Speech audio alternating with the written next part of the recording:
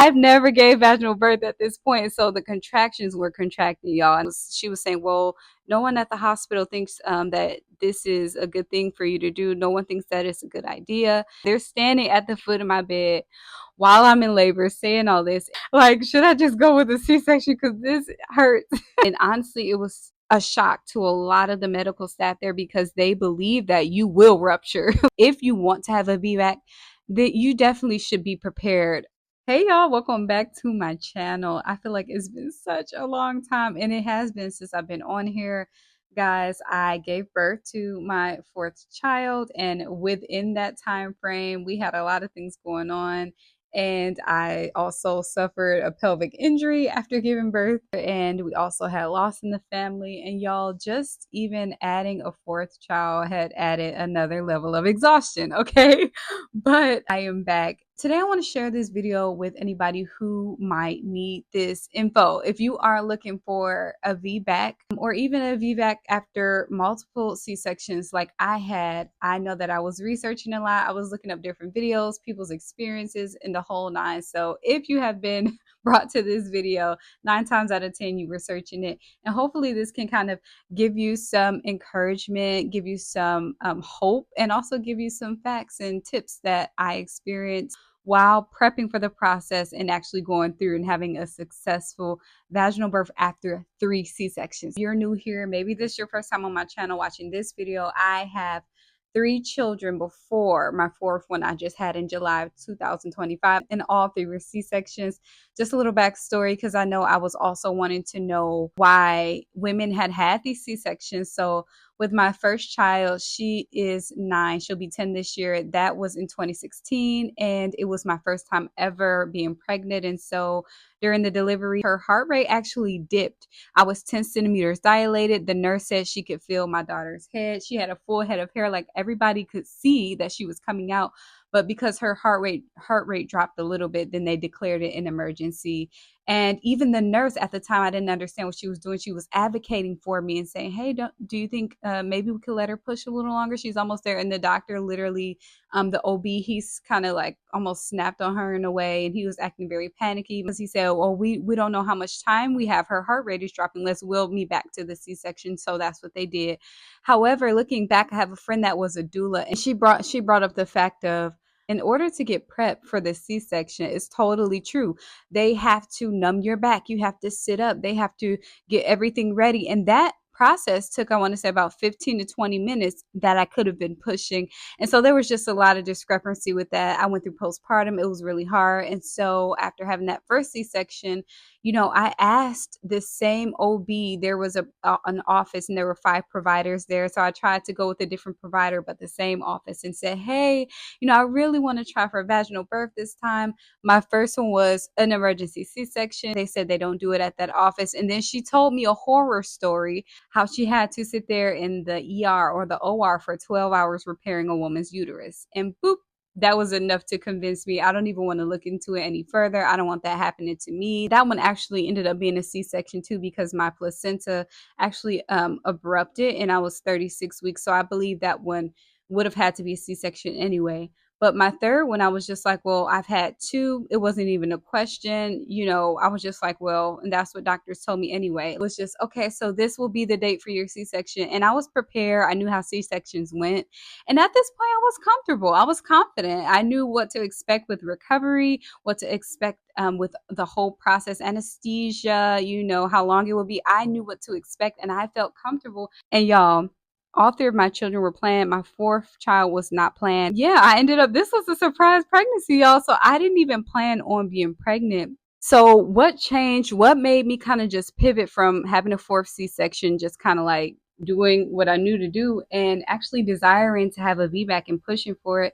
I have a friend that's a doula, and she experienced the VBAC. And so, she would encourage me to kind of like, you could do it if you want. And it was always in the back of my head, but I told her I was comfortable. I was happy with the C-section. I was good to go. But on my way home from this appointment, I was literally, y'all, entering into the 3rd trimester. I had established care. I knew the doctor's faces at this point. We knew the plan, the birth plan, and everything like that. And so on this ride home, I had an overwhelming feeling of, I think I want to try for a VBAC. Y'all, I believe God speaks to me. I believe that He gives us all desires, the desires of our hearts. And I felt like just the Holy Spirit leading me to try for this VBAC. I was staring out the window and I looked at my husband and said, "Babe, I think I want to try to have a vaginal birth." And a song came on the radio that was like, just confirming, saying that you can do it. That was the day that I decided. And also at this office, it almost felt like I was a number. It didn't feel really personal to me. The entire office felt impersonal. It just never felt like home to me. And now I'm going to tell you guys the process of actually going about having the VBAC, changing my providers, advocating for myself. Here are some tips, like if you want to have a VBAC, that you definitely should be prepared. So the first thing I did was I had to leave that office because when I brought it up to them, of course they said no. They brought up all the risk. So the first thing that I did was search for a provider. When you are searching for a provider for your VBAC, I can say for me, I had 3 C-sections. Now, if you only had 1 C-section, you may be able to a lot more doctors are a little bit more open to it. Now, when you have 2, they're less open to it. And then when you had 3 C-sections like I had, it was almost slim to none. Like nobody, I called around to a few places. And then I finally found one place. I even called. I said, "Hey, this is the situation. I want to have a VBAC. I've had 3 C-sections. Will you guys be able to provide that for me? Will I be able to do it?" And they said, "We may. We need to get more details." So I set up, y'all, a whole thing with the provider, and they said, "Well, we just have to look into it. We're not sure." And so it was like almost like they wanted to get me in as a patient, and then like, well, if the circumstances change during birth, then we'll have to do a C-section. It was almost as if they planned from the beginning to do a C-section, but they didn't tell me that. They were just saying, "Well, you may be able to." From there, I had to search for a different provider. And that's when I landed at University of Michigan. So if you are in Michigan, University of Michigan, they are the Women's Hospital von Voigtlander. I hope I'm pronouncing it right, but they have a whole like just birthing team, birthing suite, midwives that have everything to like birthing tubs. Like if you want to have a natural birth, they have been kind of known to do VBACs. I went there and I was received with positivity. That's one thing I want to note too, that if you are looking for a VBAC provider, make sure they're not just VBAC tolerant. Make sure they are VBAC friendly. And what does that mean?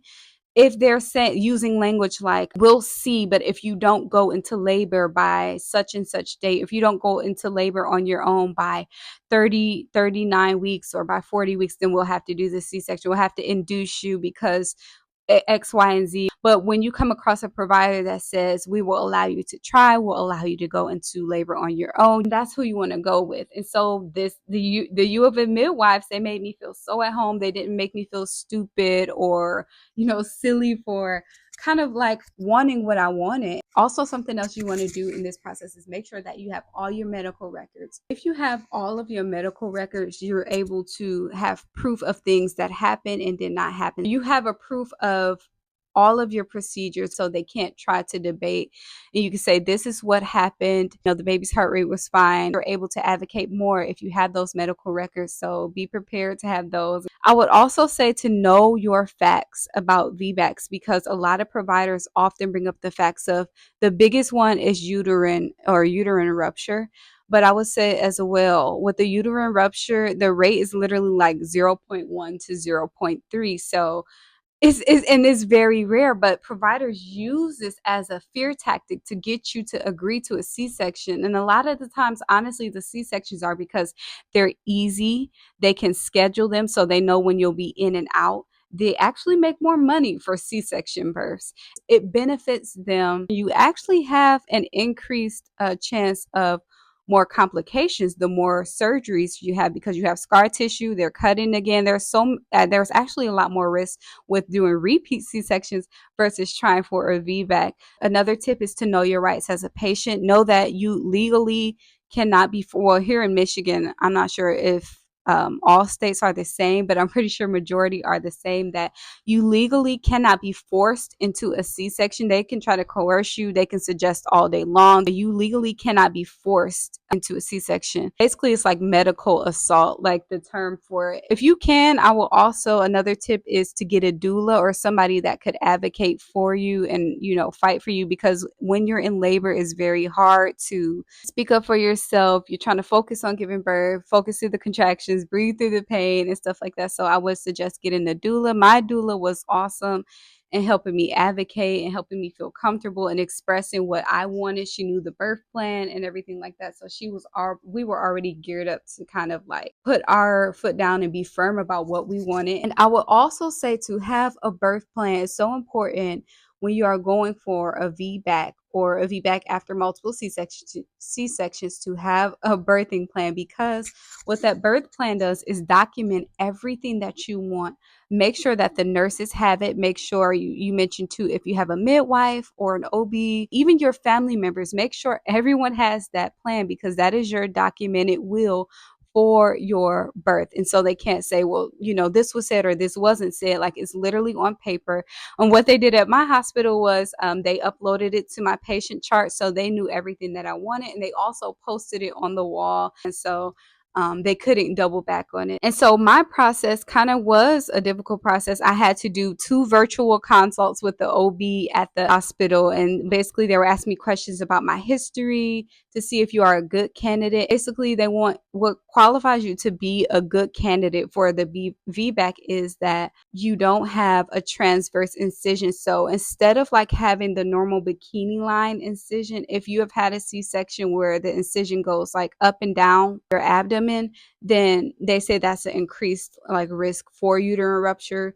And also, if you already have a history of uterine rupture, say your uterus ruptured while during birth, and they also kind of like make that as a red flag, like, hey, you won't be a good candidate. And I'm not saying that that you can't have a VBAC and that you're not a good candidate if you have these things. It just increases the provider's worry or concern, or even their like chances of them saying no. So these things, but if you have just a bikini line incision, you don't have a history of uterine rupture, and it's a few other things they look for, then you are a good candidate. So here's my story. Here's the good part. Maybe you waited for this part of the video. So I was going into the 3rd trimester in my pregnancy. This hospital, the U of M hospital, is actually like an hour away. It's in Ann Arbor. And so I was traveling back and forth for these appointments. I got a really amazing midwife. She was going to bat for me. She was like, you can do this, trust your body. You know, I really felt like that was even a sign from God, like this woman, and just having certain providers that were positive about it. I started losing mucus plug around 30 weeks. I was also having Braxton Hicks throughout this entire pregnancy, y'all. They were getting closer to the time of, you know, pushing this baby out. So I also ended up getting 2 membrane sweeps. The week of my due date, I got one, and then if it didn't work, it didn't do anything. It was actually crazy, because even then, one of the providers tried to discourage me, and she was saying, well, no one at the hospital thinks that this is a good thing for you to do. No one thinks that it's a good idea. And then I was very kind of upset at that and discouraged, but I went later on that week, and I had the same midwife that was very encouraging, very positive, and she was even upset that the lady said that. So I want to also say that, you know, sometimes providers might bump heads about it, but I ended up getting my 2nd membrane sweep, and she did such a good job, y'all. I was honestly in pain. I was contracting really bad. And I think I ended up going into labor the same day that I did my 2nd membrane sweep, and it was at 41 weeks.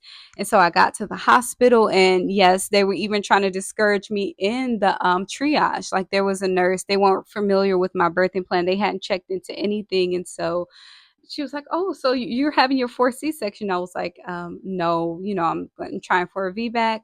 And so she was like, you're trying, she was questioning me, and the other nurse in there was kind of questioning me too. And they were kind of like making negative remarks. And I had to remember to I just rebuked it, because I also felt like, you know, I know what the Lord spoke to me, and I'm not going to let that discourage me. We're just rebuking all negative words and things like that. And so my doula came in, she was in the room with me, and she was kind of like advocating for me and things like that. And like, hey, she knows the risk, she knows this, and this is what we want to try. And that was about it. And then they tried to even say that they saw a dip in my daughter's heart rate. This was in triage while I'm contracting. So they were like, well, we just want to keep you on observation before we admit you and blah, blah, blah. So my nurse finally came and they admitted me because the contractions were not slowing down. They were about 10 minutes apart, but they weren't slowing down or anything like that. So they decided to admit me because one, I am an hour away. So if I drive home, who knows when I can have the baby. And so when we got into my actual hospital room, the nurse told me that, my doula said, hey, they said that they saw, what was it? I forgot what it's called, but it's like a dip in the baby's heart rate. Could you check? And so the nurse actually checked the chart.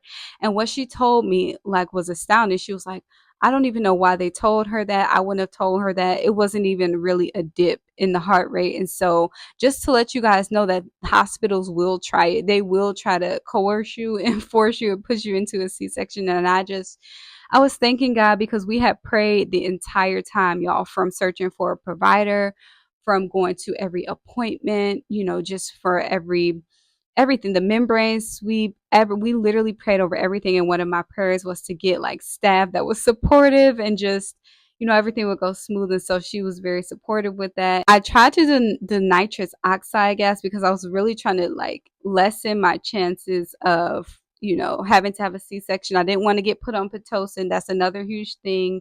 Pitocin actually ramps up the contractions really, really bad. I had Pitocin with my other C-section. So I was trying to avoid the Pitocin. So I was doing the birthing ball. I was rolling around and contracting. And then it started to pick up to every 5 minutes. They had me walk up and down the hallways, trying to get it even more like going. And so they also had me like squatting down. And so it began to get really, really intense, y'all, like to the point where I felt like I could not walk. Me and my doula were walking the hallways. And I've never gave vaginal birth at this point. So the contractions were contracting, y'all. And I was like, oh my goodness. Like, I didn't know. In my mind, I was going back and forth. Like, I was actually thinking about, like, should I just go with a C-section? Because this hurts. But anyway, we got back into the room. And so I kept trying to laugh and gas. And at a certain point, it was like making me, like in my head, it was making me slow down, but it was not slowing down the pain. So then I told my doula, hey, look, I think I'm going to get the epidural. And she saw my birth plan was kind of like to avoid it. So, she just checked in with me like, are you sure? Blah, blah, blah. And so, y'all, that epidural was the saving grace of the whole thing. I ended up getting an epidural. I think I was probably at like a 5 or 6. I was at a 5 or 6 for a few hours when all this was going on. And so I had to be about maybe like at a 6, 7 around the epidural time. So like y'all, it relieved me of so much pain. And I believe the epidural helped me to relax to the point where, my body was able to relax and I was able to dilate even further. And so they came back, I think it had to be around like 1 or 2 or 3 a.m. or something like that. And they were like, you're complete. And y'all, I was in utter shock. Like, I cannot believe, y'all, I've dilated to a 10 again. Nothing happened.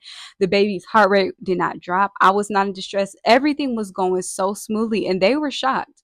Even the providers who came into the room that night before we got the epidural was like, well, we just got to warn you. Like, we just have to say, we don't think this is a good idea. We don't think you should try. They're standing at the foot of my bed while I'm in labor saying all this. And, I just had to say, I'm well educated on it. I think that I am a good candidate and blah, blah, blah. So, yeah, they had saw everything going smoothly. And honestly, it was a shock to a lot of the medical staff there because they believe that you will rupture. Like nobody really tries after their maybe second C-section. This was a VBAC after 3 C-sections. And so I started pushing and y'all, I only pushed for like 10 minutes and baby Faith was here. And so like the nurses and even the OBs, like it was just so much joy in the room. And I honestly think like, us praying into the atmosphere and everything like that, everything was so smooth. And so, yeah, we were congratulated by a lot of the staff. They were so shocked and they were also happy because it was a VBAC after 3 C-sections. The word actually spread around the hospital. Like the staff that was at the desk, like certain nurses that were switching out shifts, everybody had heard of it because every staff member that I had was congratulating me, one lady came in and she was just like, "You are a queen," and blah blah. Even like some people that were not on board at first were like, "Congratulations, we can't believe you did it." And so I believe and I hope that it opened a lot of the providers' eyes, like women can give vaginal birth even after multiple C-sections if they are good candidates. And, just really, it just felt amazing. And even the midwife that I was seeing for my appointments all the way up into this pregnancy, she literally sent me a message in the patient portal and saying, "You rocked that. You did your thing. You trusted your body. I knew you could do it." And she was just telling me, "Get ready." Like, she literally sent me a message, I think, from like home or somewhere. Like, it was just so amazing that so many people saw that women can do this. And so yeah, that was my birthing story. Everything ended up well. I have a history of hemorrhaging, so that was the only thing. I was hemorrhaging a lot, and so they were trying to manage that, and that was kind of like a pain in the butt, getting all the injections and things like that. But once I was stable and everything was, fine, I was literally able to leave, so that was our birth story. And yeah, I advocated for myself. I prayed, I believed in God, and I just honestly give all the credit and all the glory to God, because I know that there are some women who do rupture. And joined a lot during this time. I joined a lot of VBAC groups for moms, and some of them were rupturing, but I was also seeing quite a few successful VBACs. It's just the VBAC after 3 is very rare. You don't see a lot of those stories. And so I was very proud. I was honored to share this. I'm honored to, advocate and, help anybody else. Yeah, so that was my story. And I'm also going to do a video if you guys are interested on prepping for labor. If you are having a VBAC, I want to get specific about what I did to prep for labor, what I did to kind of tone up and kind of get in gear for that. So let me know in the comments if you want to see that. I hope this video helped if you are looking to have a VBAC, or if you are just maybe thinking about it or researching it. I hope this video helped. And subscribe if you want to see more content like this on motherhood, marriage, family, lifestyle, and I will see y'all in the next video.